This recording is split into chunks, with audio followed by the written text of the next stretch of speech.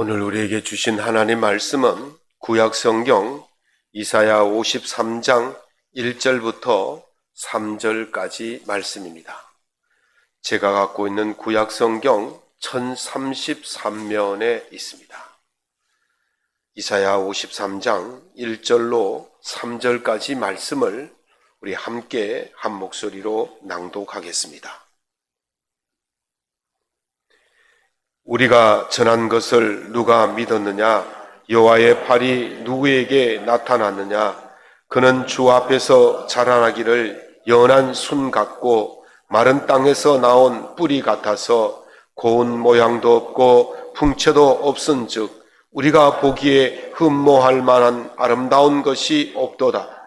그는 멸시를 받아 사람들에게 버림받았으며 간고를 많이 겪었으며 질고를 아는 자라. 마치 사람들이 그에게 얼굴을 가리는 것 같이 멸시를 당하였고 우리도 그를 귀히 여기지 아니하였도다. 아멘. 오늘 본문의 말씀을 가지고 예수님의 무해력이라는 제목으로 하나님의 말씀을 나누고자 합니다. 여러분 혹시 컵 치즈 떡볶이 라면 드셔보셨나요? 수요일 저녁에 집에 갈 시간이 없어서 아내가 목양실에 오면 제가 손수 만들어서 같이 나누어 먹습니다. 요즘 마트에 가면 컵 떡볶이라는 것이 나옵니다. 그 열면 속에 떡볶이가 봉지에 들어있어요. 그 뜯어서 그냥 넣으면 떡볶이가 다 붙어있기 때문에 봉지를 뜯지 않고 이렇게 막 주무르면 떡볶이가 다 떨어집니다. 그걸 컵 속에 넣고 그 다음에 양념이 있어요. 양념이 아주 매운데 기호에 따라서 반만 넣고 저는 반만 넣습니다. 그리고 모짜렐라 치즈를 듬뿍 뿌립니다. 그리고 전자레인지 한 4분 정도 데우면 아주 맛있는 컵 치즈 떡볶이가 됩니다. 그 다음에 치즈 가루 컵라면이 있어요. 그걸 양념하지 않고 물만 붓고 한 전자레인지에 3분쯤 데워서 물은 다 버리고 치즈 가루를 뿌려서 섞은 다음에 치즈를 듬뿍 붓고 먼저 만들어 놓은 컵 떡볶이 위에 붓습니다. 그리고 또 치즈를 듬뿍 뿌려서 전자레인지에 한 4분 가량 돌리면 아주 맛있는 컵 떡볶이 치즈 라면이 됩니다. 한번 제가 레시피를 금방 말씀을 드렸으니까 한번 해보세요.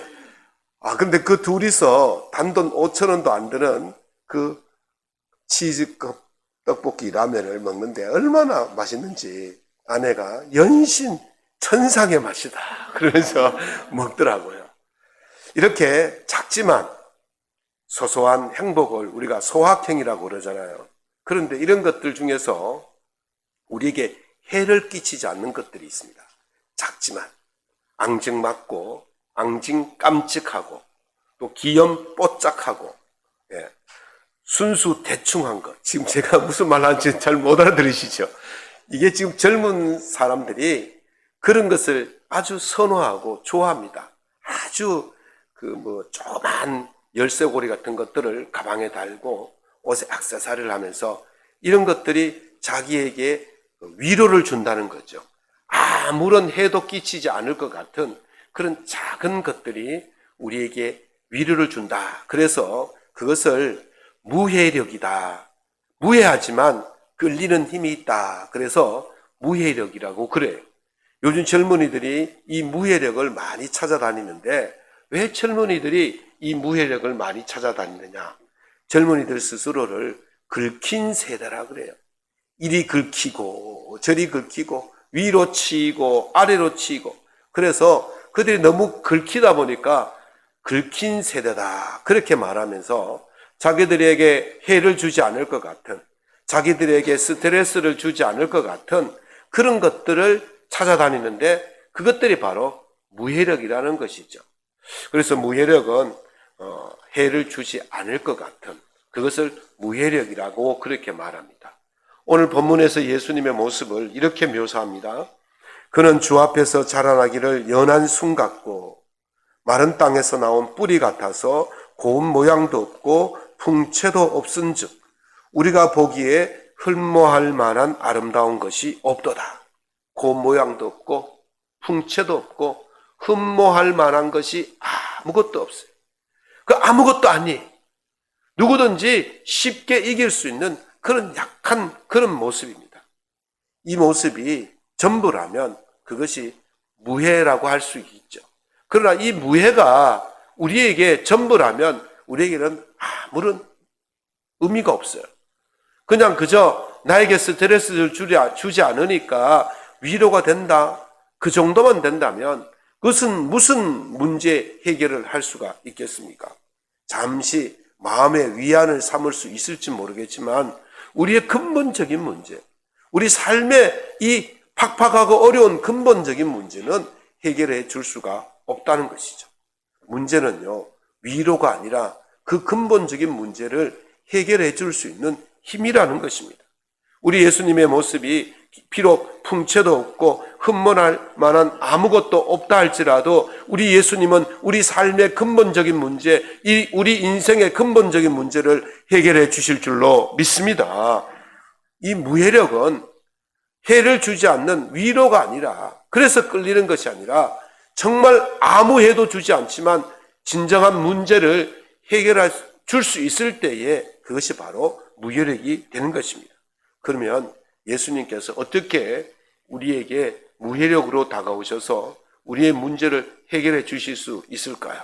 그 첫 번째는 우리의 질고를 대신 지심으로 문제를 해결해 주십니다. 조선 중기 이후에 극한 직업 가운데 하나가 그 매품팔이라는 직업이 있었습니다. 남이 죄를 졌을 때 관아에 끌려가서 권장을 맞습니다. 죄에 따라서 경중에 따라서 매를 맞는데 그 매를 이제 대신 맞아주는 사람이 있었다는 거예요. 그래서 권장 30대 같으면 한 30냥쯤 받겠죠. 그래서 대신 맞아주는 아주 극한 직업입니다. 거기 성대중이라는 분이 쓴 청성잡기라는 그 책에 기록되기를 한 매품팔이는 하루에 3번 매를 맞다가 죽었다. 왜 하루에 3번 맞았냐? 그러니 이 매를 맞고 오면 돈을 들고 누구에게 갖다 줍니까? 돈 벌어서 누구 갖다 줍니까? 아내에게 갖다 주죠. 그러니까 아내가 아이고 잘했다. 이왕 맞는 거 조금만 더 힘써라. 그러면서 고기하고 술하고 사다 주면 또 그거 먹고 또 나갑니다. 또 두드려 맞고 옵니다. 또 돈을 갖다 줍니다. 여보 한 번만 더 해라. 그래서 3번 맞다가 죽었다는 거예요. 그만큼 극한 직업이 이 매 맞는 직업이 있어요. 흥부 전에도 보면 흥부가 너무 배가 고파서 자식들 먹이 살릴 길이 없어서 그 부잣집에 그 벌을 대신 받으러 이 매 맞으러 가는 그 장면이 있어요. 그만큼 이 매를 대신 맞아주는 직업이 있었다는 거예요. 매를 대신 맞는데 공짜로 맞아줍니까? 그렇지 않습니다. 다 값을 받고 매를 맞는 거예요. 죽을지도 모르는 그 일을 값없이 왜 합니까? 그래서 위험한 직업이나 어려운 직업에는 위험수당, 생명수당 같은 것도 주지 않습니까? 그런데 오늘 우리 예수님의 모습은 아무 값도 없이 맷값도 내지 아니하시고 그 우리의 고통을 대신 받았다. 그렇게 말합니다. 그는 실로 우리의 질고를 지고 우리의 슬픔을 당할 걸 맷값을 받지 않고 대신 슬픔을 당해 주셨다는 거예요. 이 보통 예수님이 지신 이 매는 보통 매가 아니에요. 오늘 본문 말씀에 보면 질고라고 말합니다. 이 질고는요, 영어로 하면 그 슬픔이라고 표현할 수 있는데 이 슬픔도 강도에 따라서 조금 구분이 됩니다. 그 제일 그냥 보통의 슬픔, 그냥 기분 전환만 하면 사라지는 슬픔을 우리가 새드라고 합니다. 새드니스 그렇게 말하는데 이거는 그냥 기분 나빴다고 금방 또 하하 웃고 할 수 있는 그런 것을 아주 약한 슬픔을 새드라고 그렇게 말합니다. 그 다음에 sorrow라는 그런 단어가 있는데 이 sorrow라는 단어는 조금 더 일반적인 슬픔보다 조금 더 큰 슬픔, 무엇인가를 상실했을 때 느끼는 그런 비통함, 애통함, 이런 것을 sorrow라고 그렇게 말합니다. 근데 이보다 더 큰 슬픔이 있는데 무엇으로도 해결할 수 없고 무엇으로도 감당할 수 없고 무엇으로도 질 수 없는 그 슬픔이 있어요. 그걸 이제 그리프라고 그러는데 오늘 본문 말씀에 나오는 이 질고는 바로 이 그리프예요. 우리 힘으로 아무리 해도 해결할 수가 없고 우리 힘으로 아무리 지려고 해도 질 수 없는 그 무거운 그 짐이 바로 질고예요. 우리가 해결할 수 없는 그 짐을, 그 질고를 우리 예수님이 우리 대신 공짜로 져주신 줄로 믿습니다. 그래서 예수님은 우리가 살아가면서 겪는 총체적인 슬픔, 총체적인 질고, 정말 죽음의 질고까지도 해결해 주신 것입니다. 그가 찔림은 우리의 허물 때문이요 그가 상함은 우리의 죄악 때문이라고 5절에 말씀하십니다. 비록 사람들 보기에는 예수님이 아주 가냘픈 연약하고 보기에 흠모할 만 아무것도 없지만은 우리 대신 찔리시고 우리 대신 상하여 주신 줄로 믿습니다. 그래서 우리의 모든 죄와 우리의 모든 질고가 사라진 것입니다. 왜 그렇게 하셨을까? 베드로전서 3장 18절에 보시면 그리스도께서도 단번에 죄를 위하여 죽으사 의인으로서 불의한 자를 대신하셨으니 이는 우리를 하나님 앞으로 인도하려 하심이라. 아멘. 우리를 어떻게 하신다고요? 하나님 앞으로 인도하신다. 우리에게 구원을 주시기 위해서 예수님께서 우리 대신 질고를 지시고 우리 대신 십자가를 지시고 우리 대신 십자가에 죽으신 줄로 믿습니다. 이것이 진짜 무해력이에요. 그냥 위로가 아니에요. 예수님의 그 죽으심은 우리를 영원한 형벌과 죄에서 구원하시기 위해서 그렇게 하신 것입니다. 아무것도 아니라서 끌리는 그 힘이 아니라 우리의 문제를 해결해 주시기 위해서 끌리는 그 힘, 그것이 진짜 무해력이고 그것이 바로 예수님의 힘인 줄로 믿으시기 바랍니다. 우리 예수님을 믿어서 진짜 무해력을 누리며 살아갈 수 있기를 예수님 이름으로 축원합니다. 두 번째는 강포를 행하지 않고서도 문제를 해결하기 때문에 예수님의 힘은 무해력입니다. 대제국을 이루게 했던 알렉산더 대왕이 33살의 나이에 죽게 됩니다. 너무 급작스럽게 병이 들어 죽게 되어지니 후계자를 지명해 놓지를 못했습니다. 그래서 휘하의 7명의 장군이 알렉산더의 죽음 앞에서 급히 묻습니다. 황제요, 왕이시여, 당신의 후계자가 누구입니까? 그랬더니 알렉산더가 죽으면서 남긴 마지막 말이 강한 자 그랬습니다. 나의 후계자는 누구라고요? 강한 자라는. 그러니까 이 7명의 장군이 스스로가 강한 자라고 생각하고는 서로 전쟁을 벌이는 거예요. 이걸 이제 그 디아도코이 전쟁, 디아도코이란 말은 그리스어로 후계자란 뜻입니다. 그래서 이 전쟁이 얼마나 치열하게 벌어지는지 모릅니다. 이 큰 대제국 그리스와 마게도니아와 그리고 이집트 또 이스라엘, 시리아, 바벨론, 페르시아, 인도까지 이 넓은 이 땅을 서로 차지하기 위해서 7명의 장군이 전투를 벌이는데 그중에 이제 3명이 도태되고 4명이 각자의 지역을 하나씩 맡아 가지는데 하나는 그리스 마게도니아 본토를 맡고 하나는 이집트를 맡고 하나는 이제 시리아와 그 예루살렘, 이게 이제 셀루시드 왕조인데 이 왕조가 바로 이스라엘을 다스리죠. 그리고 하나는 이 페르시아 쪽을 다스리게 되는 이 4개의 지역으로 분할되어집니다. 세상은요, 누가 승리하고 누가 정복자가 되고 누가 다스립니까? 강한 자가 다스리는 거예요. 힘 있는 자가 다스립니다. 이 힘있고 강한 자가 되기 위해서는 무엇을 합니까? 강포를 행하는 거예요. 무력으로 나서는 거예요. 힘으로 하지 않고는 절대로 다스릴 수가 없기 때문에 나타나는 것입니다. 강한 자만 살아남는 것이 세상의 흐름입니다. 그러나 강한 자는 더 강한 자가 나타나면 순식간에 사라집니다. 우리가 성경의 역사를 보면 아시지 않습니까? 성경에 어떤 시리아가 나타났다가 바벨론에 멸망하고 바벨론이 페르시아에 멸망하고 페르시아가 로마에 멸망했지 않습니까? 그렇게 강한 자는 더 강한 자가 나타나면 순식간에 사라질 수밖에 없습니다.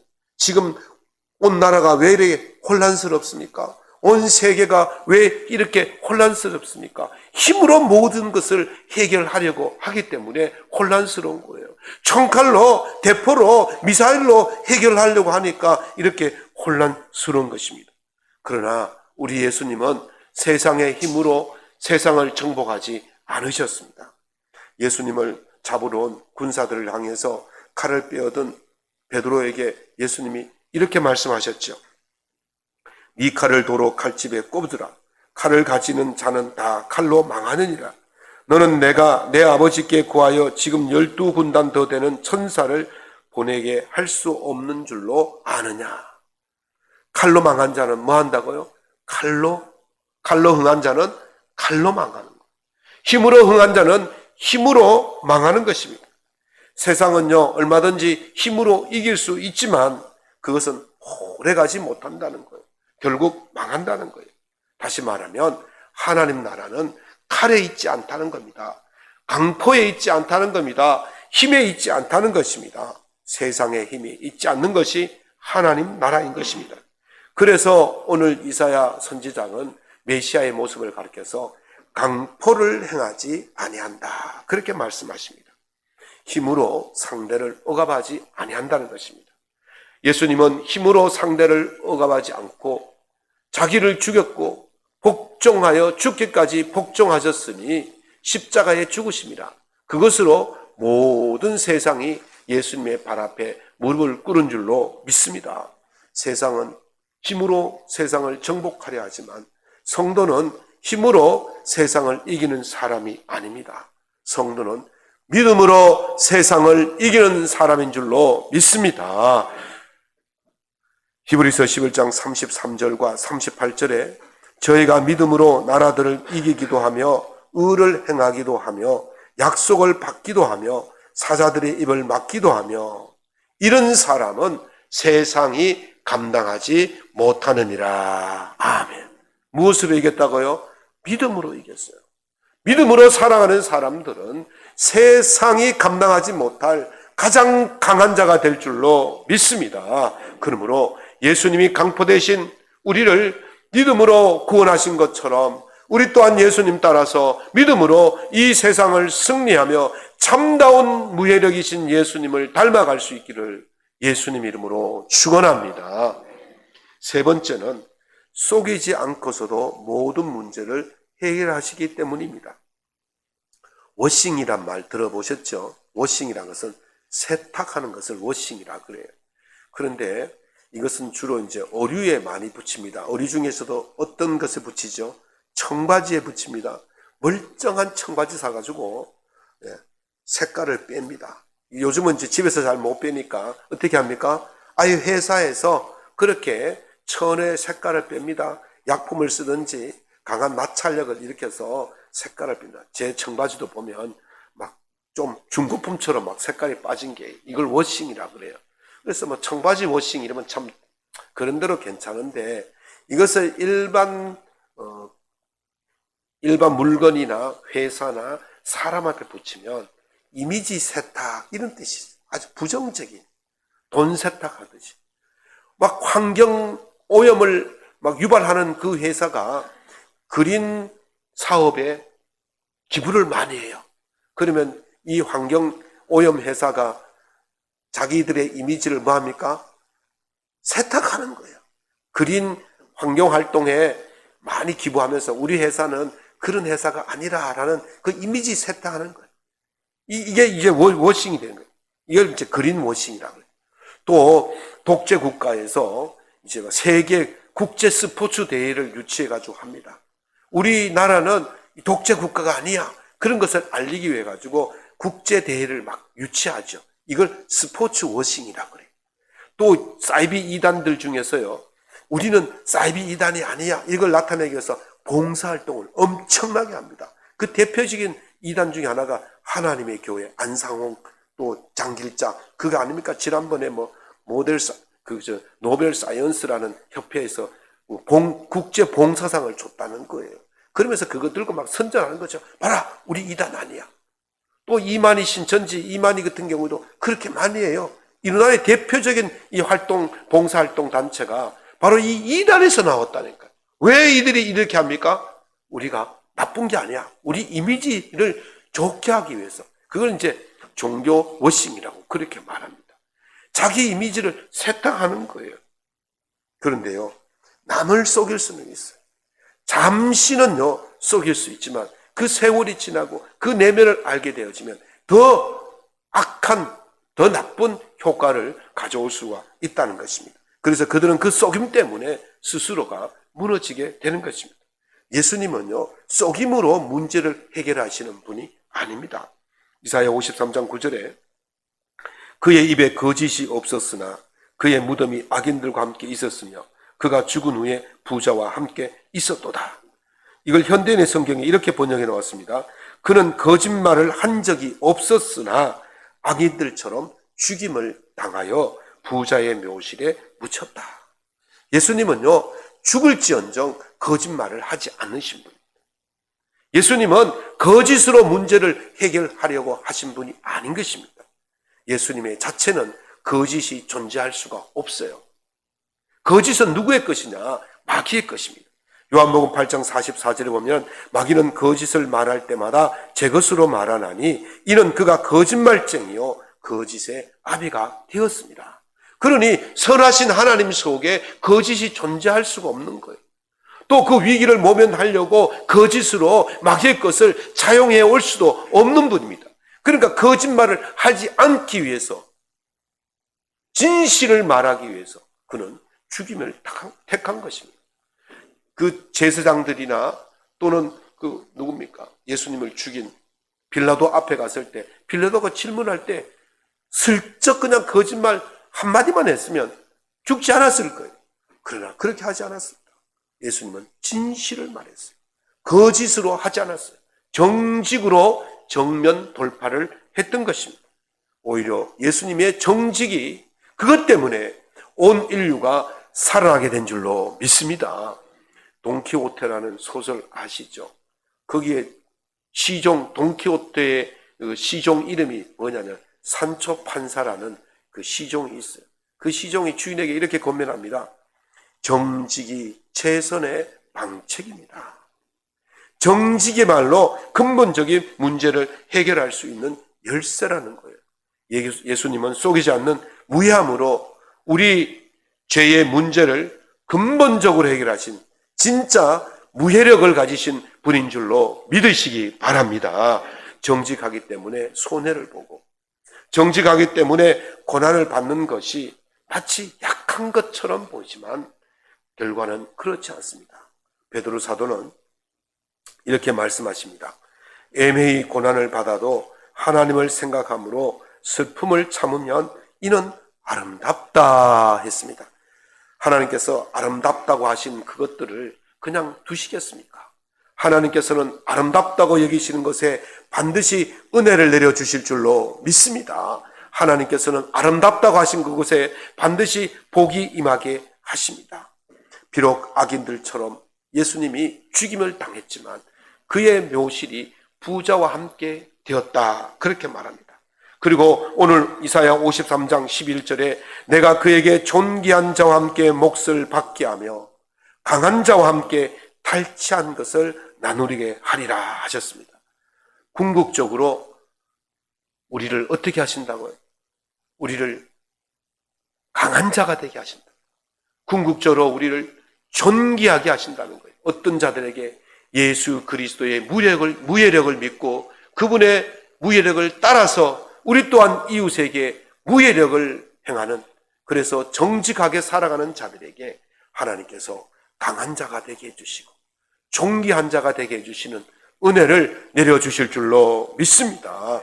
예수 믿는 사람들로서의 성도의 삶에 어떠해야 되느냐? 그것은 바로 기독교가 무해하다는 것을 보여줘야 합니다.